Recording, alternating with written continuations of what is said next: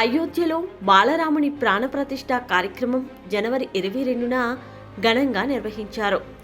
అయితే ఈ కార్యక్రమానికి ముఖ్య అతిథిగా ప్రధాని మోదీతో పాటు సినీ రాజకీయ ప్రముఖులే కాకుండా సుమారు 7,000 మంది అతిథులు, అలాగే లక్షలాది మంది రామభక్తులు హాజరైనట్లు తెలుస్తోంది.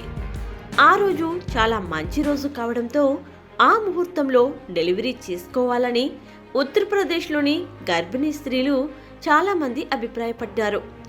డెలివరీ టైం కాకపోయినప్పటికీ కూడా ఆ సమయంలో పుట్టిన పిల్లలు కారణజన్ములవుతారని, కావాలని గర్భిణీ స్త్రీలు సిజేరియన్ చేయించుకున్నారంటూ పలు వార్తలు వస్తున్నాయి.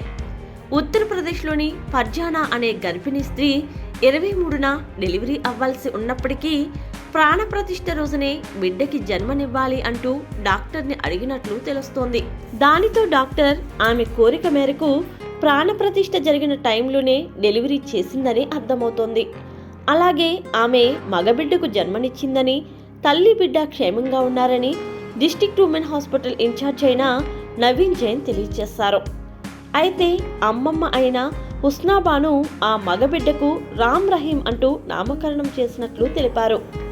హిందూ ముస్లింలు కలిసి ఉండాలన్న భావనతోనే ఈ పేరు పెట్టానని ఆమె తన అభిప్రాయాన్ని వ్యక్తపరిచింది.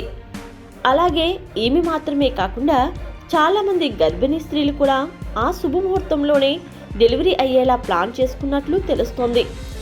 ఆ సమయంలో పుట్టిన పిల్లలు మంచి జాతకవంతులవుతారని, దానితో ఆ సమయంలోనే డెలివరీ అయ్యేలా చూసుకున్నామని తమ సంతోషాన్ని వ్యక్తపరుస్తున్నారు. ఆ సమయంలో తమ బిడ్డలకు జన్మనివ్వడం చాలా అదృష్టంగా భావిస్తున్నామంటూ పలువురు తమ అభిప్రాయాలను వ్యక్తపరుస్తున్నారు.